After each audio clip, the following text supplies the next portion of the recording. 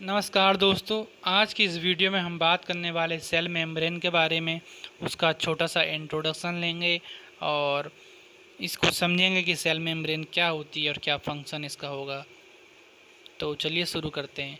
देखिए, इंट्रोडक्शन में हम बात कर रहे हैं cell membrane is defined as the external limiting membrane of a cell that separates the cell wall and the cytoplasm and regulates the flow of material in and out of the cell forming a selective permeability barrier।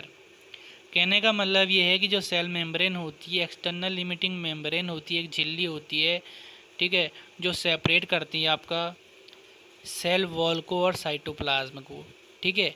और आप देखते होंगे कि जो plant होते हैं उसमें plant cell होती है, तो प्लांट सेल में सबसे बाहर जो होता है वो आपका सेल वॉल होती है। सेल वॉल के अंदर एक पतली सी एक मेम्ब्रेन होती है जिसको हम सेल मेम्ब्रेन कहते हैं, ठीक है। और वो सेल मेम्ब्रेन जो होती है उसके अंदर साइटोप्लाज्म होता है। तो वही सेल मेम्ब्रेन ये एनिमल सेल में भी होती है।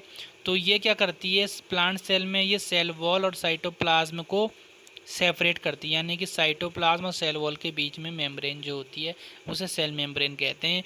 और ये आपका मटेरियल को इन एंड आउट फ्लो करने के लिए रेगुलेट करती है, यानी कि सेलेक्टिव परमेबिलिटी बैरियर फॉर्म करती है, यानी कि कौन सा मटेरियल हमारे सेल के लिए ज़रूरी होता है तो उसे इनवर्ड एंटर करने के लिए परमिशन देती हैं, और जो वेस्ट मटेरियल होता है सेल के अंदर उसे सेल से बाहर निकालने की परमिशन देती है। यानी कि सारे के सारे जो मटेरियल होते हैं उनके लिए ये ऐसा नहीं है कि सारे के सारे मटेरियल इससे इन और आउट जा सकते हैं।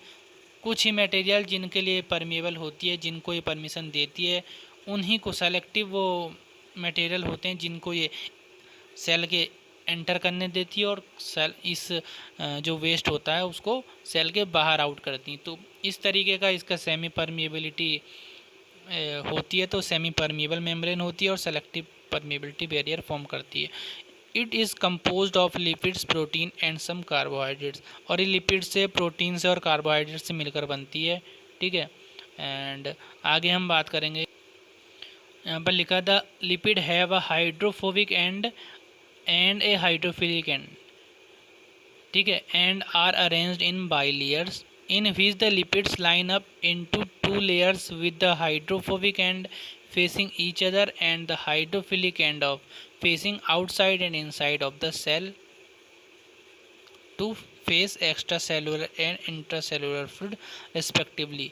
यहाँ पर ये कहा जा रहा है कि जो लिपिड होता है, क्योंकि हमने कहा कि सेल जो मेम्ब्रेन जो है वो लिपिड, प्रोटीन और सम कार्बोहाइड्रेट से मिलकर बनती है, तो मेनली इसमें लिपिड जो है, इसमें लिपिड जो होता है सेल मेम्ब्रेन में, उसका जो स्ट्रक्चर होता है उसकी बात हो रही है कि यहाँ पर लिपिड का एक हाइड्रोफोबिक एंड होता है, यानी कि जो वाटर में इनसॉल्युबल होता है, और एक हाइड्रोफिलिक एंड होता है जो वाटर में सॉल्युबल होता है, ठीक है। दो एंड होते हैं लिपिड के, एक हाइड्रोफोबिक, एक हाइड्रोफिलिक। तो ये दोनों एंड क्या करते हैं, इस तरीके का जो लिपिड होता है वो बाइलेयर फॉर्म करता है, ठीक है।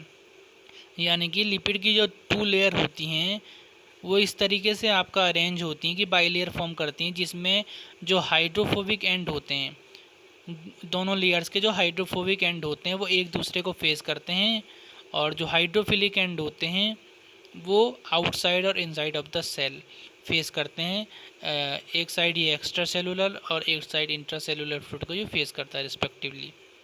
इसके कंप्लीट सेल मेम्ब्रेन के स्ट्रक्चर्स के बारे में हम आगे की वीडियोस में स्टडी करेंगे। ये सिंपल सा एक इंट्रोडक्शन वीडियो है, तो इसलिए ज़्यादा कॉम्प्लिकेटेड ना हो, इसलिए मैंने सिर्फ इसमें थ्योरी आपको समझाने की कोशिश की है। और नेक्स्ट वीडियोस में सेल मॉडल्स अगर आप पढ़ेंगे सेल मेम्ब्रेन का तो क्लियर आपका हो जाएगा, उसको टेंशन लेने की कोई ज़रूरत नहीं है, इसको आप आराम से समझिए, ठीक है। तो यहाँ तक आप समझ गए होंगे।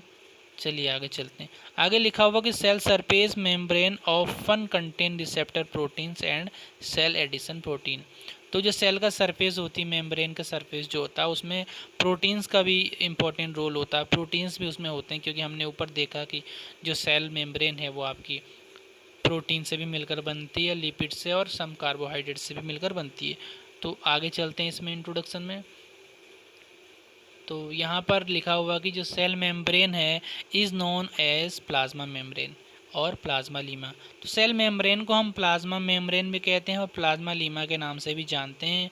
और प्लाज्मा मेम्ब्रेन जो नाम दिया है ये आपका सी नेगिली एंड सी क्रैमर ने दिया 1855 में, और क्यू पोली ने इसको 1933 में प्लाज्मा लीमा नाम दिया। ठीक है, और आई होप यहाँ तक आपको समझ में आ गया होगा।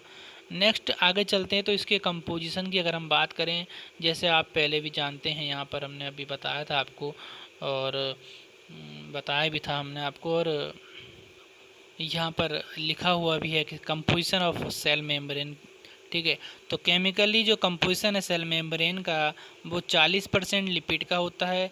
ये कम ज़्यादा भी हो सकता है, फ़िलहाल मान के चलेंगे कि 40% लिपिड हो सकता है और 60% प्रोटीन भी हो सकता है।